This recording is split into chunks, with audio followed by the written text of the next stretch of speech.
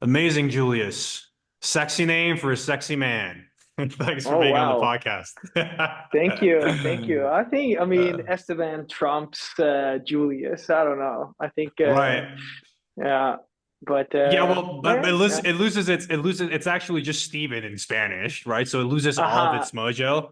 So I try to keep that private though. All right. Okay. That I might be on top of that one. Julius Right. might be on top of it. But yeah, thank you. Thank you so much for having me. No, man, my pleasure. Really, really looking forward for the conversation. Just to get everything started, and I mean, I know you've done a couple of podcasts before. You don't really have to dive deep into your story. I know you talked about that previously. So if people want to learn more about the background and the actual nitty-gritty of your story, feel free to check out all those other pieces of content. But just so that people that don't know who you are and don't know what Heliot Emil is, just give us a very brief introduction of the brand, what it does, and yourself. And also, I always say this, right? Feel free to brag, man, right? Like people's attention is very short nowadays, so feel free to say like, you know what, we've been in Paris, we've done these couple of seasons, we're in these many amounts of stores, just so that people like really can pay attention. And if you don't feel Wow. comfortable, I'll do it later myself in the interview, right? But Yeah. the I introduction, mean, but you know, actually, in Denmark, we have this unwritten rule that you're not allowed to brag. Like you shouldn't think that you're better than anyone else. So, right. but having also lived some time in New York, I feel the exact opposite sometimes, that people are also bragging more than they actually should. So, I guess like yeah, I'll stay somewhere in between. Maybe just tell the truth. But yeah, I mean, I'm the co-founder and creative director of Heliot Emil. And Heliot Emil is a fashion brand based here in Copenhagen, Denmark. We show during Paris Fashion Week on the official schedule. We do high-end men's and women's wear, a bunch of different categories, and we sell it all over the world. I think we're in like 30 different countries, and yeah, somewhere around like 100 stores of the best retailers around the world. And yeah, I guess that's it. I mean, we try to balance a world of something that we like to call industrial elegance. Our focus is very much on innovation, so creating pieces that are both interesting and inspiring in a lot of different ways. So playing with both the functional aspects, so innovating on materials and fabrics and techniques and developments and that kind of stuff, but also playing around with shapes and design and combining new things to create something that lands in the world of industrial elegance. Perfect. Perfectly done. And the perfect balance, by the way, between again the truth and the Scandinavian humility. So thank you. Thank you for that introduction. Thank you. Yeah, I mean, well, let's dive straight into the difficult questions. I guess my first question would be, what do you think of fashion today? The good and the bad. Wow. What are the first thoughts when you hear that question? What are the first thoughts that come into your mind? And again, the good ones and the bad ones. It's an interesting question because, like, what is fashion? Like, what encompasses fashion? Are we talking about clothes? Are we talking about, like, is fast fashion included in fashion? Is fashion only the art? Is fashion the commercial and the art combined? Like, where do you draw the lines? I've always, like, been a bit both fascinated, irritated, motivated by that there is very few definitions in this world where we're all competing, because at some level we're competing with, like, everyone. Like, we're competing with everyone from Zara to Chanel in terms of putting clothes on people's bodies, right? So that's like the basic of what clothes does. That's like the basic of the functionality, the the solution that we are trying to solve. But then you dive deeper into it and you say, okay, fashion is also something that's putting a tone of voice into the world. It's also something that's creating some kind of medium where people can express themselves. And here you take a few out of that big bunch, but there might still be people that believe that certain things are also worth considering in this matrix, right? And where do you draw the lines? So yeah, I think fashion is in an interesting spot where everyone's competing on the same playing field and completely different playing fields. Right. And Interesting. yeah, I think it's both interesting and also sometimes sad to see that you have something like Shine or Shein or whatever you want to call it completely taking over because they can keep the prices so low. And you have, the fast fashion industry just growing and growing and growing. And it's sad to see that that's like a big part of fashion, but you also just have to realize that, like there is also that part to fashion and you have to understand like what is your role then? How do you stand in contrast to that and educate people and make people understand that there is something bigger to fashion than just, like putting clothes on people's bodies. Hmm. Interesting. And what's your own relationship with the industry and with all the facets that it encompasses? I mean, I'm a What's positive your minded role, person. essentially? Hmm. I try to look at it as, like we're trying to bring something new to the table. We're trying to look at what's happening in other industries and then applying some of these things that are happening in other industries to the fashion industry and seeing if there is some kind of combination or at least just an extension or an education that we can provide within that. I mean, it all sounds extremely like highbrow, but basically just looking at what advancements are happening and not looking backwards, but looking forwards and saying like, how does something like AI fit into the landscape of fashion? How does something Hmm. like 3D printing fit into the landscape of fashion? How does something like sustainability or material innovation, or how does all of these things, how do they fit into the landscape of both providing like an artistic expression, something interesting, and also something that, like makes sense. So is like looking towards a future where, where things make sense.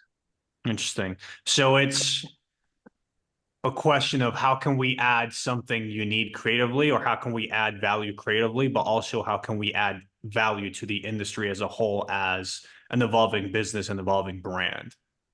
Exactly. Yeah.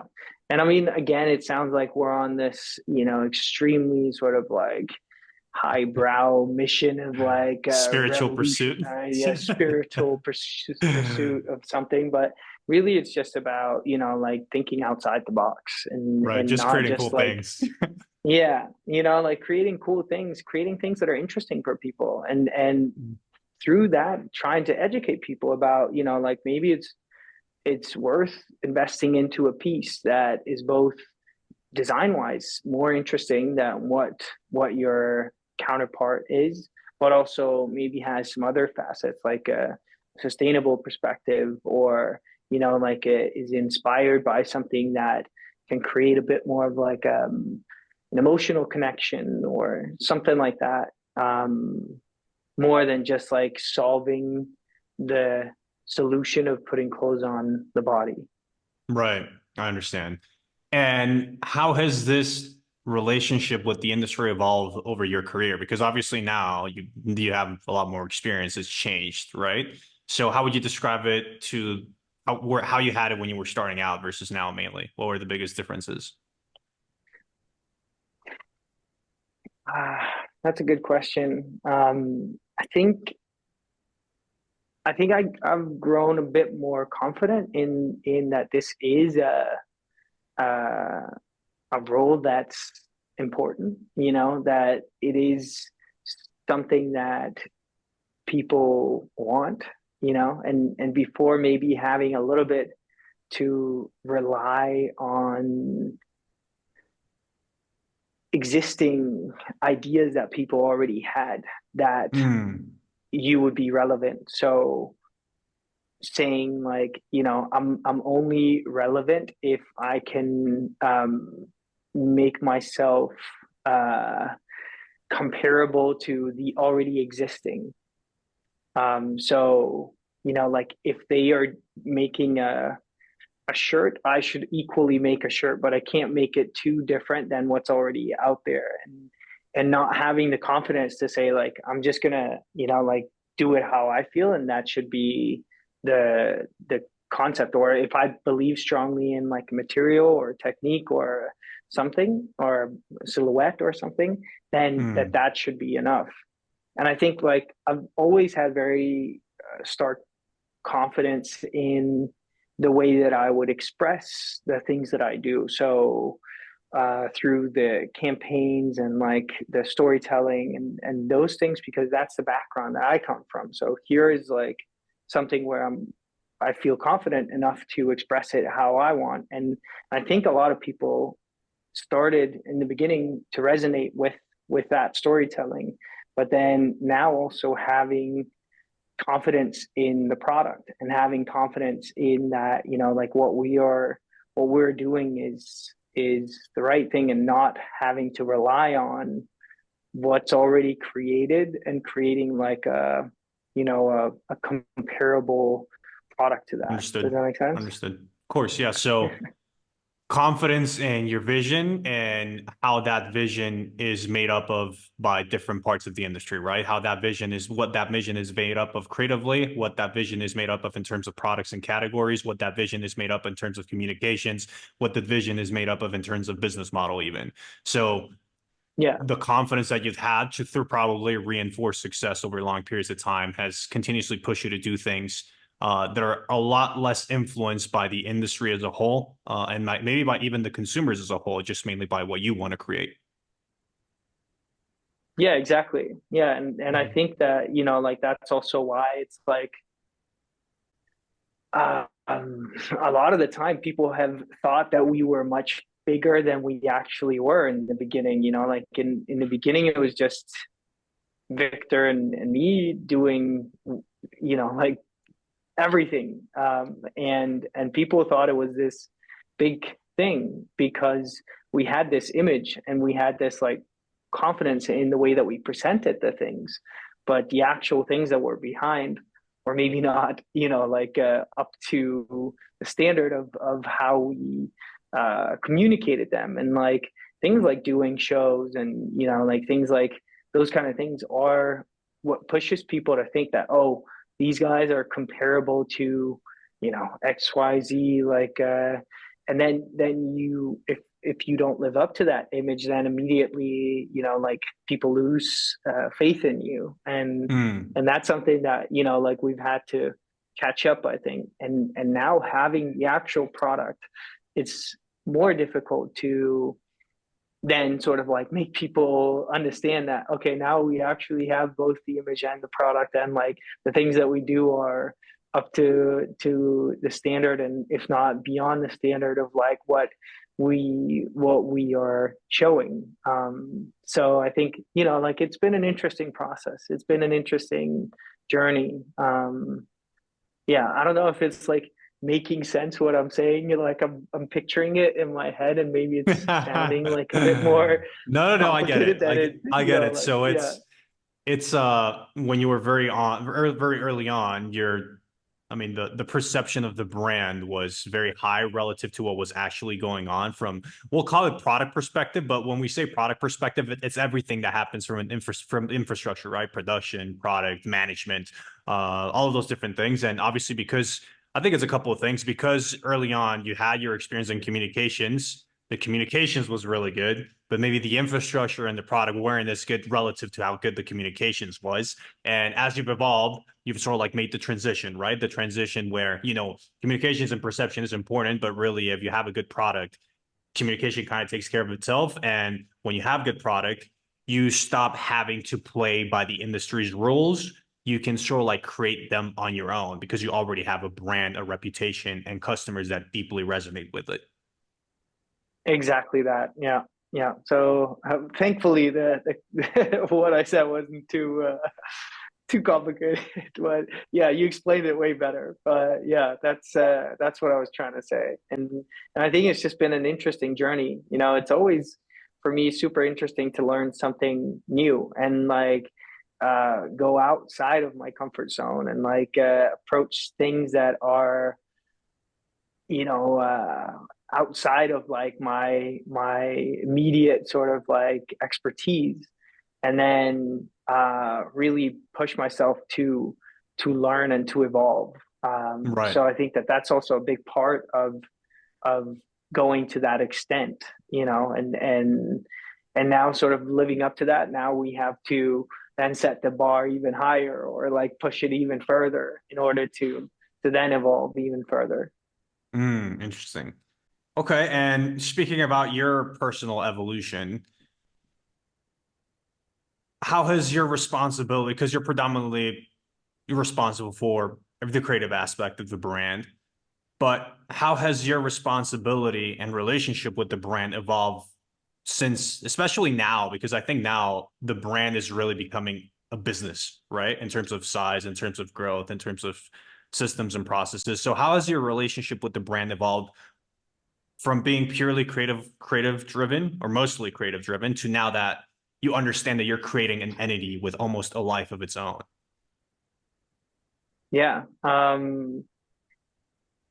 mean, it's clear that you understand that process, but it's not, you know, like that everyone maybe doesn't understand what goes into that, you know, because going from being so deeply hands-on to then being sort of like managerial to now being sort of like structural, like, you know, like you take steps up the ladder and now you're really trying to sit in the helicopter and look at all aspects of everything that you're doing. So at the same time, you're, you know, like you're a manager, you're responsible for the people that are involved in the business. You're also responsible for where they're going inside of the company, and keeping that afloat. But you're also responsible for setting the direction of where things are going. And I think this is where, you know, like a lot of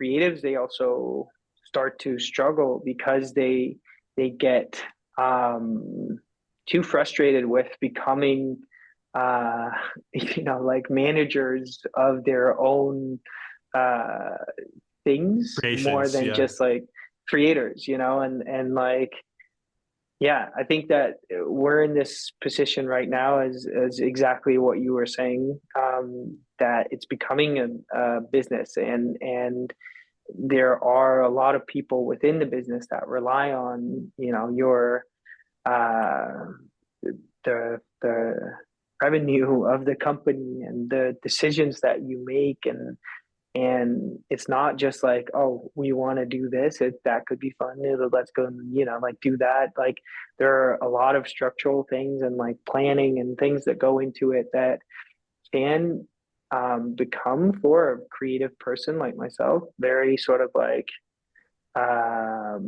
limiting or feel a bit constraining. So I think it's also important for me that I take this as a challenge, obviously, Mhm. and like, you know, grow with it, but at the same time also put up some solutions where you have the freedom to do creative inputs and to continue this creative approach as well, so you don't lose touch with Mhm. those things. So I'm still very heavily involved in, you know, the creation of the pieces, and I make sure to have time to review everything and to, you know, like come up with ideas and those kind of things, because that's important to me, and it's important Right. that, you know, like I continue to be involved in those things and don't just like completely let go and sit all day and do managerial structural things, right? Of course.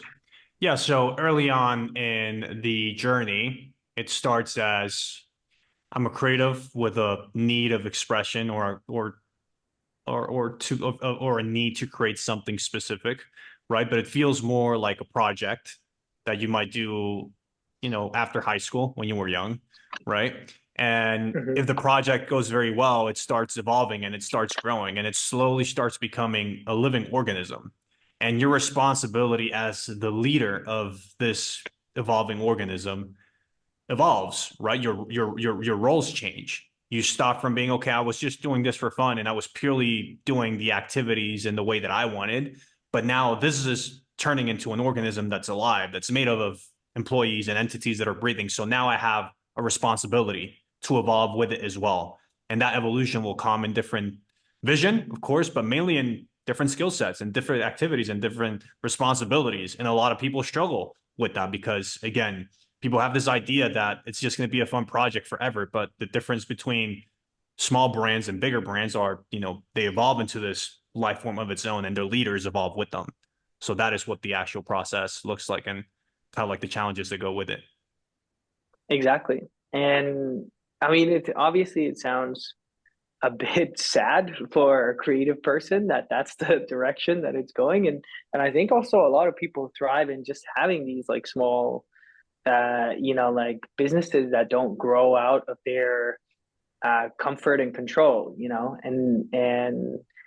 and I see that, like I understand why that would be appealing as well, because you get to be involved constantly. But if you really have the ambition of doing something that's different and taking things to the next level, then I think you have to have like a vision that it becomes bigger than you. And you have to have that in mind, that if you have to be involved constantly, it will never touch more than what you can be involved in. And that is just limiting. And at some point, you have to let go. And some people let go too soon. And, like it's not,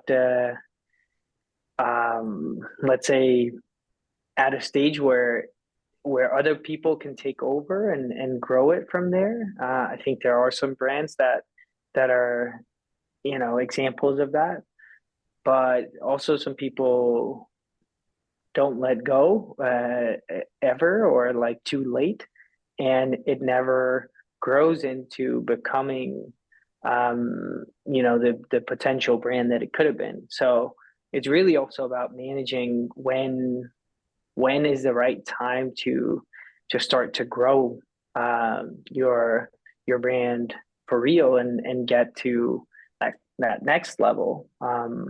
Yeah, I think that's a huge part of this journey, and learning when is the right time to let go of certain parts of this organism, this Of living course, organism. of course. So a mixture of awareness and timing. Awareness of yourself in order to understand is this really what you want to pursue? Because you need to understand the things that are associated with evolving to this level. And secondly, understanding that timing is important because you need a transition at the right times. Interesting. And Exactly. before we get into the actual, because I do want to cover sort of like the steps and the time so that people that are early in the process can sort of like have an idea of what that looks like. But let's pin that for a second. Have you ever thought about your intrinsic motivations of why you are pushing things this far? Because again, you're a creative, right? And you come from I mean, I think your dad is, your mom's a teacher and your dad is like a researcher or something like that, or a professor, or Something like that. Yeah. right. So How they're how do you not, they're know that? not, That's I do my crazy. research. I do my research. So, right, you don't come from this like crazy entrepreneurial family where you're driven by this constant sense of perfection or ambition. So, what are those intrinsic motivations? Because early on, I mean, it was again, every creative starts with, dude, I just want to get into fashion. Sure, I want to make money, right? Who doesn't? But I just want to make cool stuff with cool people, right? But then that evolves. So, what is your intrinsic motivation so far? um, great question. And I think it's super important that people ask themselves this question as well. Like, and what are your intrinsic values, you know, like what are the things that pushes you to do certain things. And for me, uh a very deep sort of like intrinsic value for me is learning. And I think I've always been super fascinated with constant evolvement. So really sort of like evolving from one world to another, and like, you know, like not in the sense of becoming an expert, but becoming knowledgeable about a lot of different things. So like I used to be in the advertising industry, and here the biggest force that you can have is really to be super well rounded in everything. So knowing a lot about or a little about a lot, right? Because then you have an insight into what that world is like when you're then communicating a product. So if you know about why certain people do certain things, or like what is the funny insight into people who have you know, this kind of lifestyle or whatever it might be. And I've always been fascinated with learning and learning about a lot of different things. So that's a huge motivation for me. And then I've also been very fascinated with creating something that's bigger than myself. So wanting to leave sort of like yeah, leave something behind that isn't just like myself, but something that can continue to grow. And whether that's, you know, like through the company becoming really big, or me creating like a big family, or you know, whatever it might be. um for me it's about, you know, like leaving something behind when I leave at some point, like leaving something behind, Right. some kind of impression, and some kind of like yeah, thing that people can still look to when I'm not here, if that makes sense. Yeah, yeah. Of course, Sounds, yeah, legacy and consistent development and you as a yeah, person and the challenges that come with it. yeah. I mean, those are my intrinsic values. I don't think that everyone has that same, you know, like urge or same.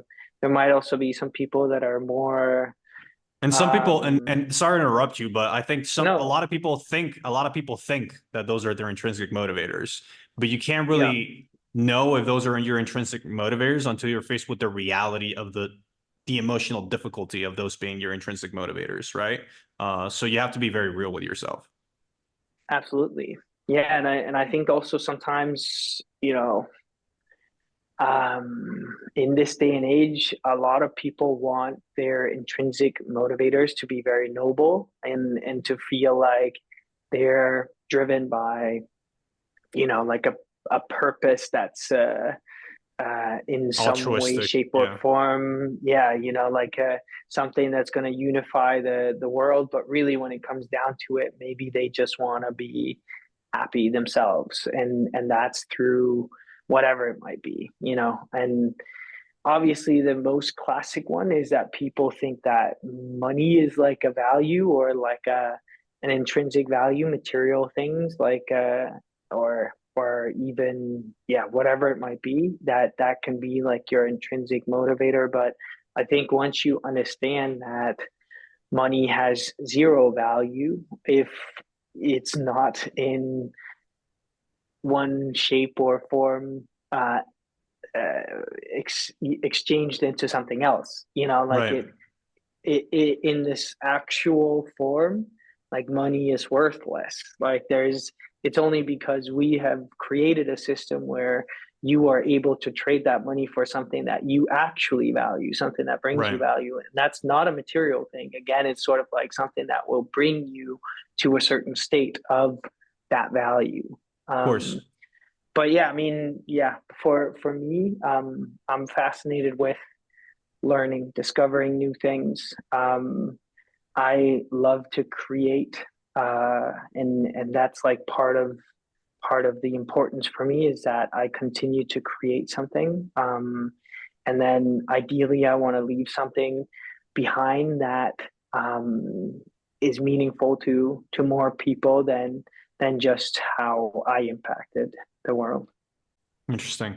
Okay. And before we go back to the pin question of the steps and the evolution of the organism, and so that we can shift the conversation to something a little bit more specific and Hmm. practical for people and for listeners, I do want to ask, what about your personal sense of responsibility as a business owner versus a creative?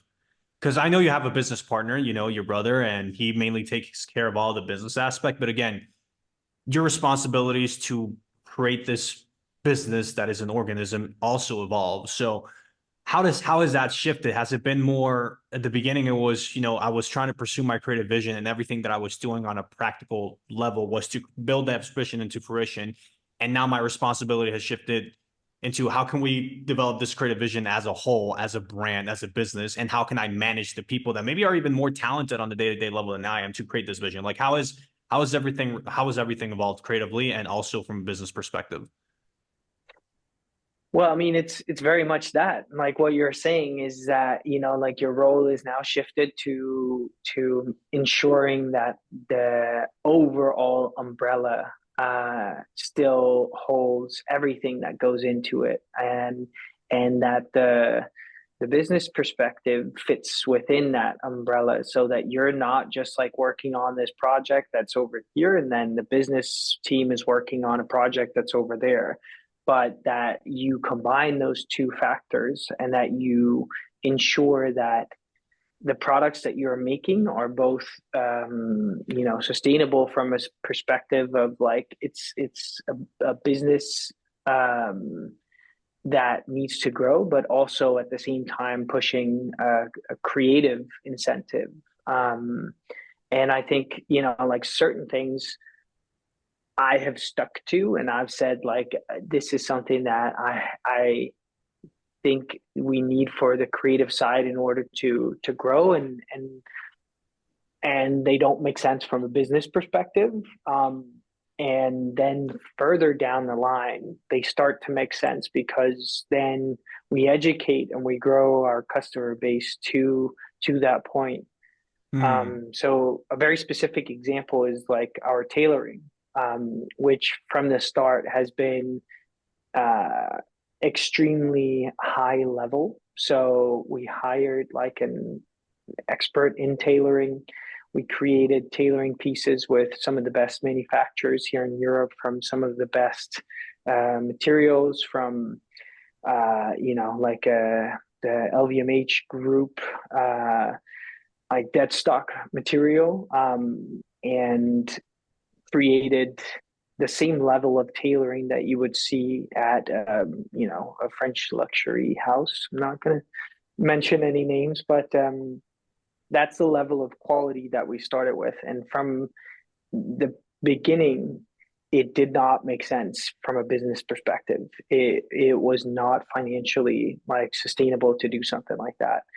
But in order to push the boundaries and in order to create something that was like next level, like a lot of our tailoring is very complex and has a lot of like pieces and components. And these tailoring manufacturers, they're not used to working with that many components, and they are tailors, they're like experts. So every little piece that you change in this equation will add a lot at the end of the build, because it's not just like another manufacturer, it's like a tailoring manufacturer, which will charge you X amount more because of the level of expertise that is inherited with creating tailoring. Right.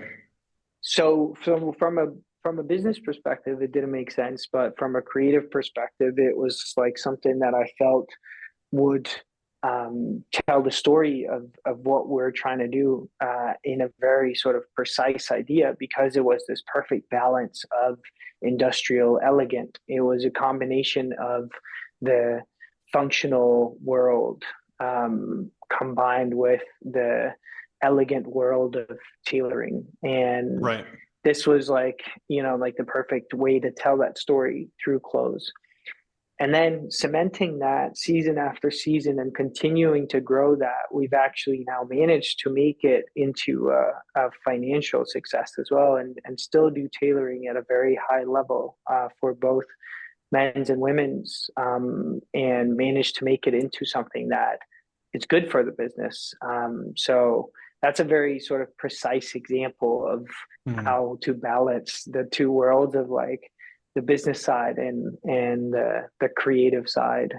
But sometimes it's also it fails. You know, like sometimes you're pushing something that you really want to do, and from a business perspective, it's not financially sustainable to do something like that, and then you have to figure out another solution for it where it can both be something that you can create again and again, meaning it's like a financial uh, good decision, Mhm. or at least like sustainable, like is not like putting you in debt every time you do it, and you Right. try to continue to Yeah, it's do an it even experiment. though It's it's an not experiment that you working. can continue doing. It's not an experiment that's Exactly. giving you massive returns or any returns, but it's an experiment you can continuously keep on doing. Okay. Exactly. And the benefits of getting the experiment right on the long term outweigh the risks of running the experiment consistently. Exactly. Yeah. Interesting. Yeah. And sometimes, So, like it's good, and sometimes it's it's yeah, bad. interesting. Wow, so many questions. So, Feel free to interrupt. I just keep on jabbering if no, no, I'm no, no. not It's just interrupted. my So curious nature. There's so many. That happens to me every time. As when people talk, I just have question after question popping up to my head. But I know that the guests really want to go back and listen to the steps of the actual building process. So I'll stop that part there. Um, but yeah, I mean, just to conclude what you said, the the nature of this industry is very complex, and the complexity of the brands always grow exponentially with the brand. And when you look at different variables within the brand, whether it be the creative aspect or the business aspect, or even more specific, right? What is the connection between the sales that we're doing in this specific category that we're working on, right? If you try to analyze and compare them in isolation, it might not make sense, but it's just like an orchestra. You need to have unity as a whole. If you analyze how the violin sounds with a specific instrument, they might be a little bit of inconsistency, but your role is to have these different tests, have a lot of these different instruments playing with each other, and then seeing what the actual result looks like, because the result as a whole is the same.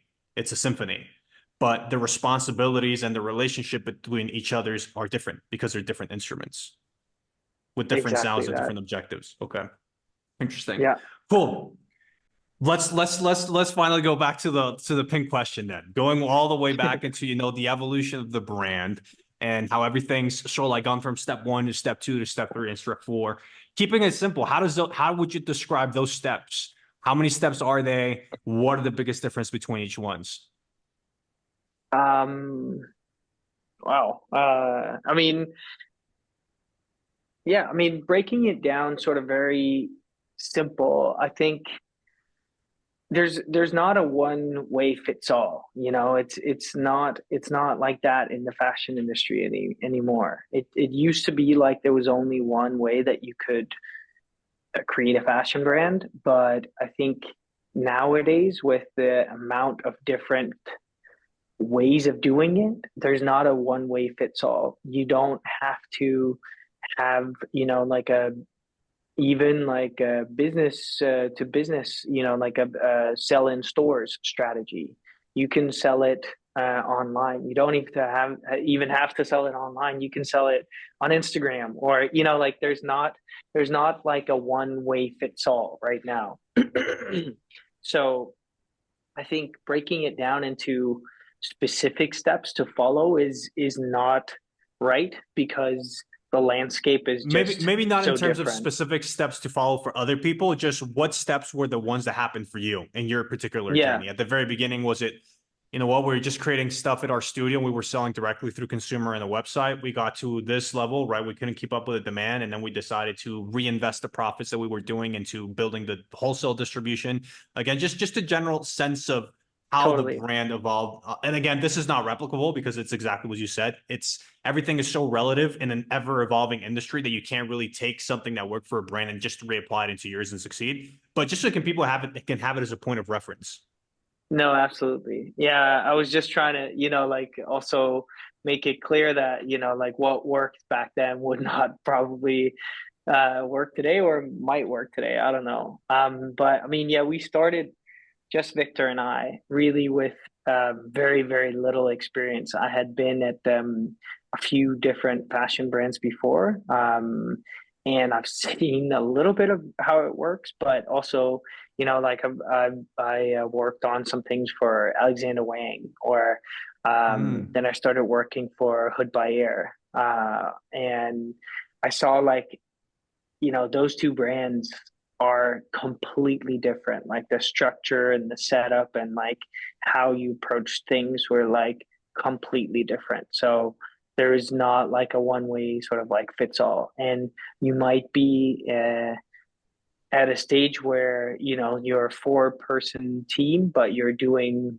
huge shows, or you might be at a stage where you're 60 people and you're just now doing your first show. Or so it's like there's not like a one kind of like solution for everyone.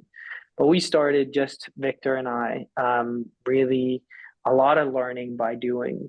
We created a collection, and we sold some pieces online, and then we were like, okay, I think we should find like a way to sell this to stores. And then we found out that there was something called like a showroom. So you would have like a partner who would help you sell the stuff before the collection was even finished. And so we were like, okay, let's make a collection. So we made a collection ourselves, basically, without any manufacturer or any, like any numbers or anything. We just like kind of made up something. What do we think this is worth? How much should we charge for this one? And then people loved the clothes. We had, like a crazy response, and we were like, okay, so what do we do now? And we were like, okay, I guess we have to find some manufacturers. So we started writing some people and trying to figure out how to manufacture these pieces. And what came back was like completely fucked. Like we didn't know Yeah. what to do. So we got in touch with someone who had a brand already, and they helped us a little bit on, like how do we The navigate specifics, this yeah. this whole this specifics. Yeah. So we evolved. We got a little bit more knowledgeable, and we learned that okay, maybe it's a good idea to know these things ahead of time so that we could um deliver on time and deliver for the right prices and like those kind of With the things, right quality, yeah. with the right quality, with all of those things. And yeah, and then I mean, we started hiring interns, and to help us around creating these pieces. And for a long time, it was just like Victor and I and a bunch of interns. And even back then we started like we maybe had like one or two employees, and we started to do shows, and we were like, okay, um, this is like what people do. God Let's make a damn, was show. that that's very ambitious. Yeah. We didn't Yeah. know, like Right, we right, were just right. like, okay, we could do this. We have a Yeah. bunch of friends who are like models or can film it or can take photos and like that kind of stuff. So let's just like make it happen, right?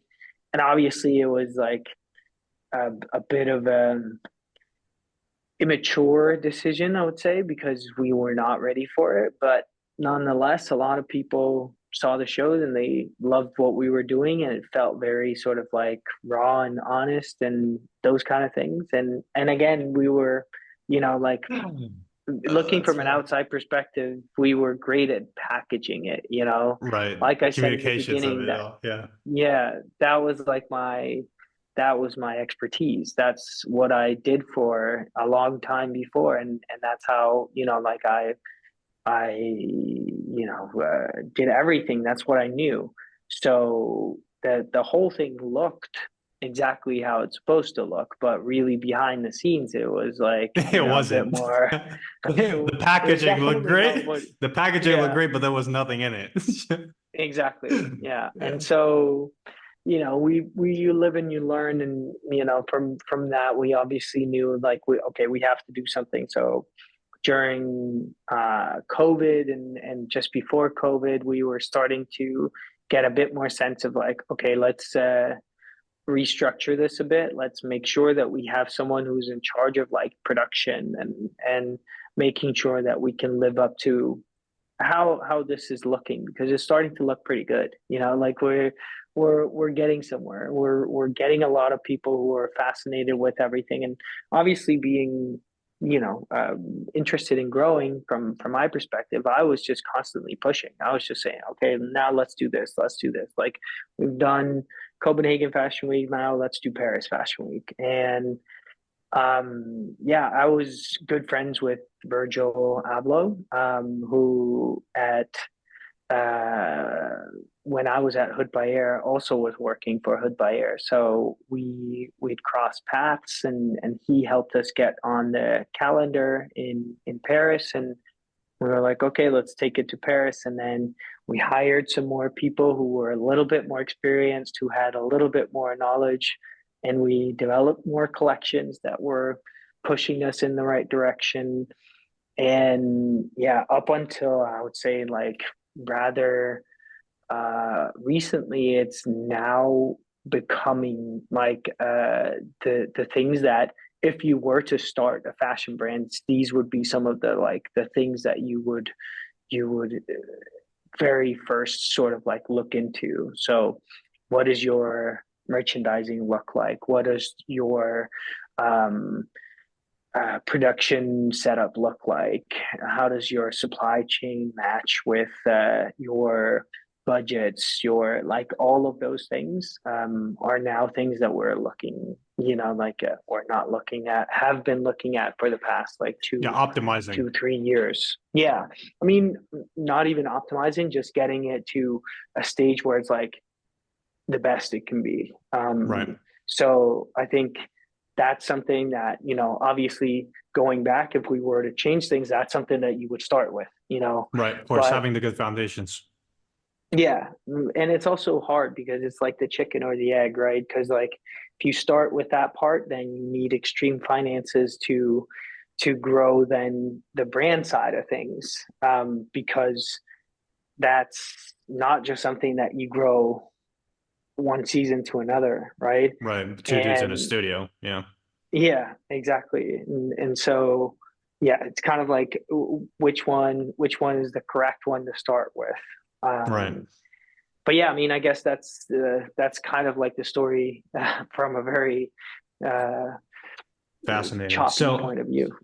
that's fascinating. Yeah, because I mean, it goes back to what you're saying of the complexity of this industry, right? It worked for you, but now that you look at things in hindsight and you understand the risks involved and where things could go wrong, you start wondering, right? Like, would I do that all over again in the exact same way if I knew what the things that I didn't, if I knew the things that I knew now? But I mean, it's part of the benefits of the ignorance and the ambition and the blind ego of, youth and starting things. Because I mean, Absolutely. sometimes that ignorance is your only asset. Absolutely. Yeah, it can be a blessing and a curse. Mm, It's yeah, it's what takes you, to the top, if you have a huge ego, but it's also something that can break you down, like, immediately. And if you're like ignorant of like the fears and the risks of things failing, that can be hugely beneficial, but it can also be your downfall. right. Interesting. So just to sort of like simplify everything and make sure that I understand the process. So very, very early on, again, two brothers working on cool stuff in a studio somewhere. And that deeply resonated. And I'm guessing you just created good enough product, or at least good enough communication of product, and people in social media started buying organically. I'm guessing that was how it went down. And out of selling things to people on social media, you then eventually made up your mind that the best next thing was to create a show, which I'm guessing was in Copenhagen, which was a great way to test out the vision. Again, big risk associated that you didn't understand, but the benefit was that through creating that show ambitiously, you fumbled your way into success of that show, and fumbling your way into that success really, really made you understand all of the different parts that go into doing all of that process very correctly, right? Uh, and from that lesson, you then decided to then move forward into Paris. Of course, during this process, everything was reinforcing, right? You were continuing on improving the product. Uh, People were still buying online, and the relationship you had with customers online was still improving. You did the presentation in Copenhagen. It was a success from a communication. It was superficially like a success. You learned a lot. You then reapplied everything you learned into Paris, but again, you probably also fumbled your way into success into Paris. But this gave you a perfect overview of everything that has to be done, right? What roles do we have to hire? What type of infrastructure do we need? What things do I focus on? What things do Victor or Julius focus on? And then how do we continuously improve and repeat from there? Exactly. Exactly. Yeah. Yeah, and I think, I mean, the separation between what Victor does and what I do is quite clear and has been quite clear. But we obviously overlap in a lot of different ways. So like everything from strategy, you know, to yeah, like how are we seeing the bigger picture of things? Like all of those things overlap. But it's always been quite clear that he takes care of like all of the business directions and I take care of all of like the creative directions. Right. By the way, how long do I have you for? So you have to rush into whatever you got going next. I mean, honestly, I just have to be in the swimming pool before they close, which is at 9. So that means 1 hour from now I should be in the pool. So Cool. like So, half but an hour more. okay, cool, cool, perfect. Yeah, because I can Yeah. talk about these things for hours, so I have to make sure that I stay consistent with my guests and show some All empathy on good. that end because I All never good. have anything interesting to do from my end other than this. So Yeah. cool, interesting. And what do those like now that you understand everything that had to be done? What was the first thing that you did? What were the first hires that you focused on? And not the first hires in terms of interns that are kind of like doing everything and learning with you, like hires with intent, with understanding. Like this is something that I wish I had very early on. Like a guy that's completely focused on sourcing and production and manufacturing. What would those roles be if you could describe them now? What would be your team look? Uh, What would your team looking like from a very raw foundational level? I think that the two very sort of like fundamental things is like someone in charge of production. So supply chain and production. And then, I mean, obviously someone on the business side. So almost like a CFO, someone who's like, you know, making sure that all the products are making sense from a financial standpoint. And then I think it's important to have someone who understands the product, so a product developer, and that's like a product developer slash designer. That would be like my first point. Someone who understands like what's a good design, but also what's a good product. Um, and then like someone who understands merchandising, I think is also very important. So can make sure that The categories your are whole consistent, collection, that you're focusing on the right things. Yeah.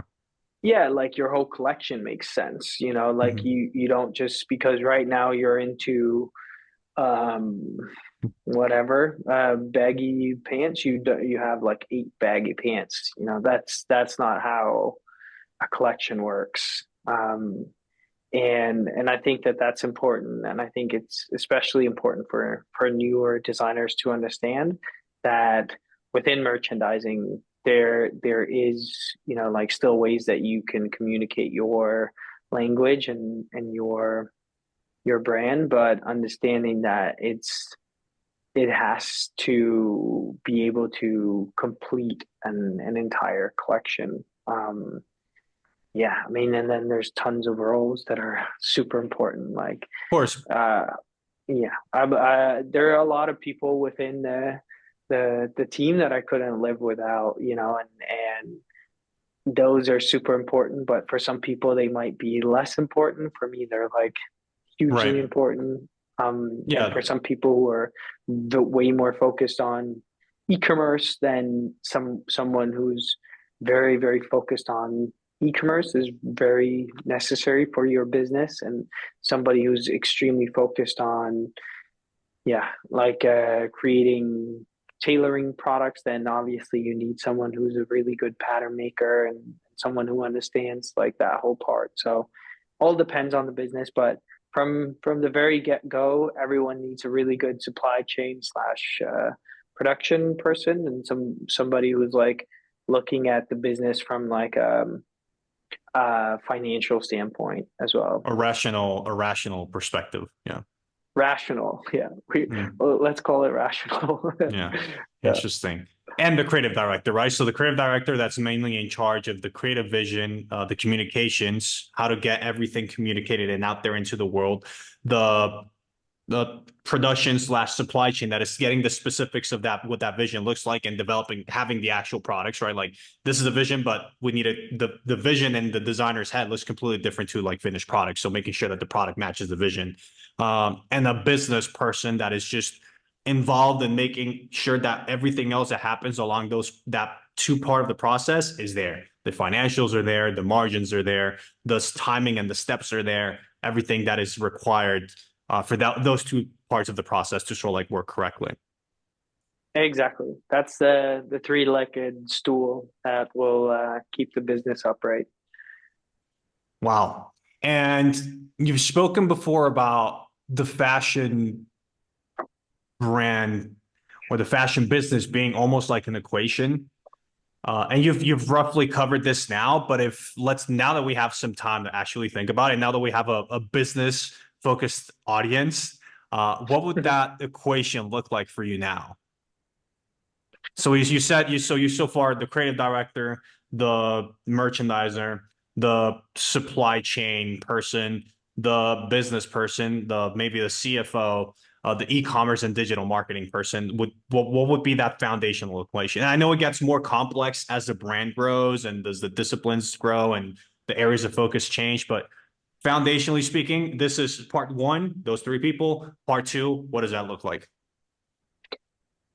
I think it's one of those equations where you get the answer, but then you have to, you know, like you have to make up like how the pieces look like.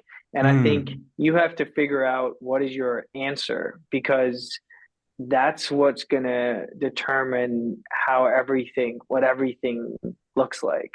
Because if your answer, if your goal is to grow your e-commerce, then your algorithm or like your equation looks completely different than like if it is to grow your B2B, or if it is to grow your brand awareness, or if it is to grow whatever part of your business. I think the most important thing is that you know exactly where you're going, um, because that's what's going to determine who's going to be, uh, you know, like the necessary components in that equation. mm.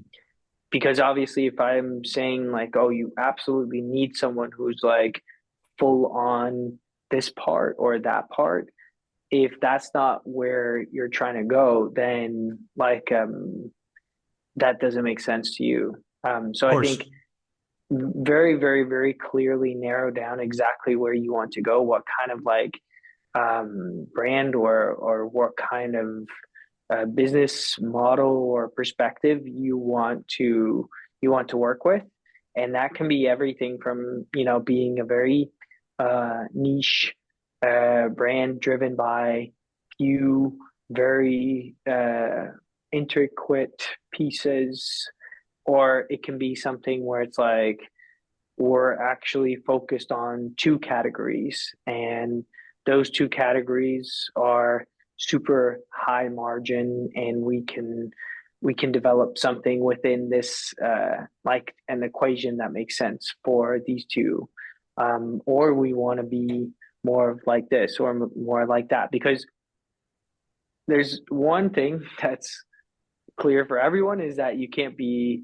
everything for everyone, right? So you have to kind of like select your path and select your direction. And then once you've determined that part, like obviously you have to reflect on, does this make sense? Is there Mm, someone else who's doing this better already? Is there something else that's like um not making sense for where I want to go, and how I want to compete? Do I have the necessary skills to compete with what I'm doing now? Is this what I'm trying to do, is it even achievable within the perspectives? And then you have to sort of like reverse engineer. Okay, once I have that goal, then what are the components that's going to take me there? right. But for sure, 100% is the most crucial thing is determining the overall like goal, and then your whole strategy and shape will make sense. Right. So it's an adaptive equation for a specific goal. So you have a Hmm. specific goal in mind, and then the equation, you start as a hypothesis of the people that might be involved in the equation that is necessary to get to the goal. But then you just need to show continuous awareness to see how the equation is evolving to reach those goals. What parts is it missing? Is that a person? Is that a specific role? Is that a specific project that we can test out? And you continuously iterate on the equation, making sure that there's always progress towards that specific goal. So goal Exactly. specific, but adaptable strategy. Exactly. Yeah. And then also, let's say reconfirming or understanding if your goal is like realistic. Because like that's something that you have to continuously question. If you set like a goal that's extremely ambitious, which is super great, I'm all for that. But at the same time, you have to look at like your actual attributes. You have to look at what do I have to work with here? Right. What are the financial implications? What are the costs that I'm looking at from a perspective of like brand versus business? What are the implications of like the team that I need to hire? Can I actually achieve this? Mm. I might have the finances or anything, but is it realistic to get seven people hired within this amount of time or within that? Or like if I'm hiring this person, do I also need like four other people in that same equation? Right. Um, Of yeah, course. that kind of stuff. So realistic goals, because if the goal is too high or too unrealistic, in the process of iterating to find the equation might collapse within itself. Exactly. Yeah. Okay. And you're off to a bad start. Yeah, yeah. Wow. Oh man, there's so many things I want to ask. Okay, just to make sure I wrap everything up now that we're on the topic.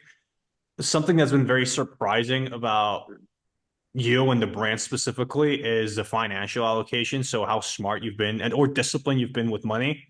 Because it started, everything was self-funded, no investment. It was just you side jobs to fund the project and continuously reinvesting everything. I know you did that for a while. So the first 3 years, you guys didn't pay yourself literally anything, and you were just reinvesting profits into the brand. So what's the overall finance? And I call it's I mean, just knowing where to put money in the brand is just called financial allocation for the listeners that maybe it's a little bit too technical. But what was the what's the approach? What was the approach from the very beginning? I mean, it was just how did you know where to put the profits in the early on versus how do you know how to manage it now? I mean, that's the ever going That's the question, question. like Yeah. yeah, you never really know, like you never really know, but obviously having a plan and trying to stick to that plan is important. Like but you never truly know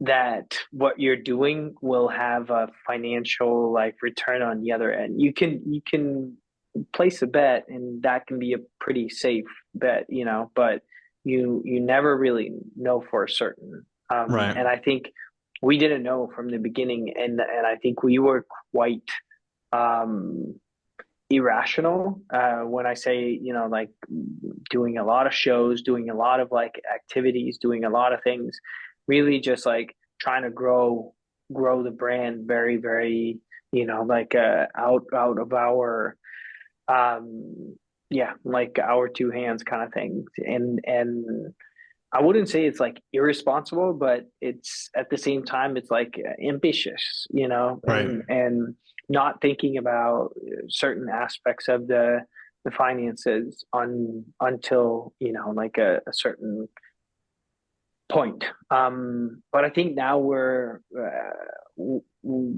to a certain extent more rational than when we've ever been. And I think that's necessary. Like be a little bit more critical in terms of spreading out, so that that it's not all eggs in one basket, or Right. yeah, like Yeah, it's just it's almost like an awareness of risk. Like your awareness and understanding of the risk associated with your actions increases.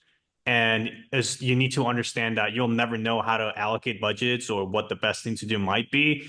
Just your awareness of the biggest risks are what's are a little bit more educated. And as long as you're intuitively moving along, having some idea of the risks and preventing catastrophes, stuff kind of like works out, hopefully. yeah, yeah, I guess that. And then I mean also just like planning, and then like looking, do like logical thinking of like like plan to spend this much.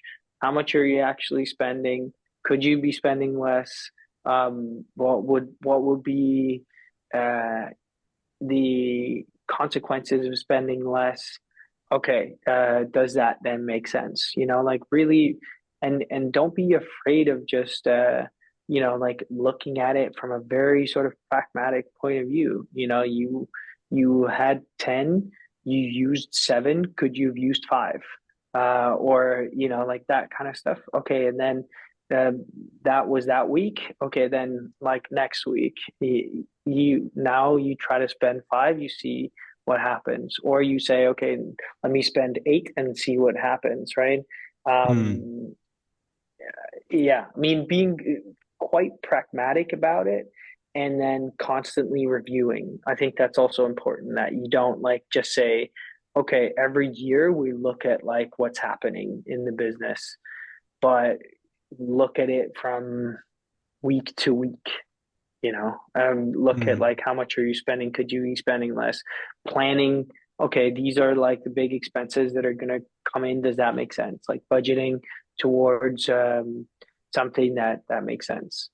Again, like it doesn't have to be super super complicated, because I'm guessing most of the people that would look up to us are smaller in size, and from that point, like you have the overview of like all the components of your business, so it's within your control, so you should Right. be able to dial those knobs like up and down.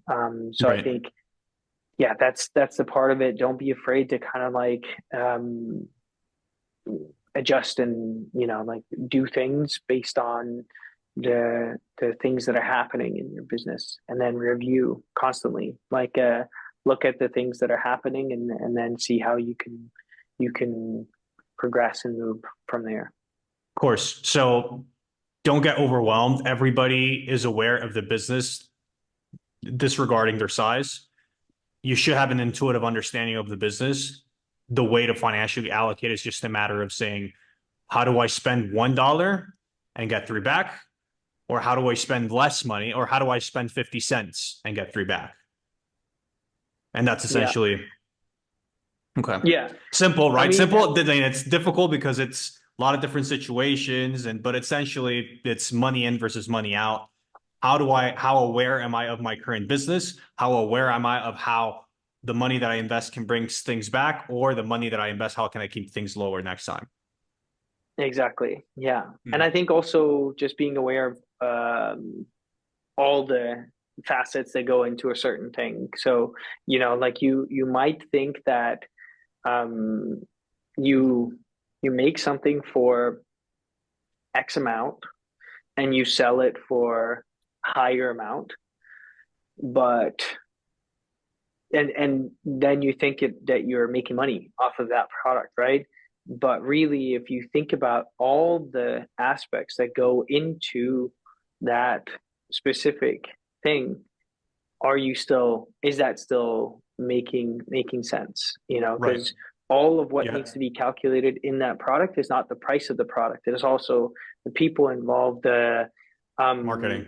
like the marketing involved, the all the pieces of the puzzle that makes that product exist.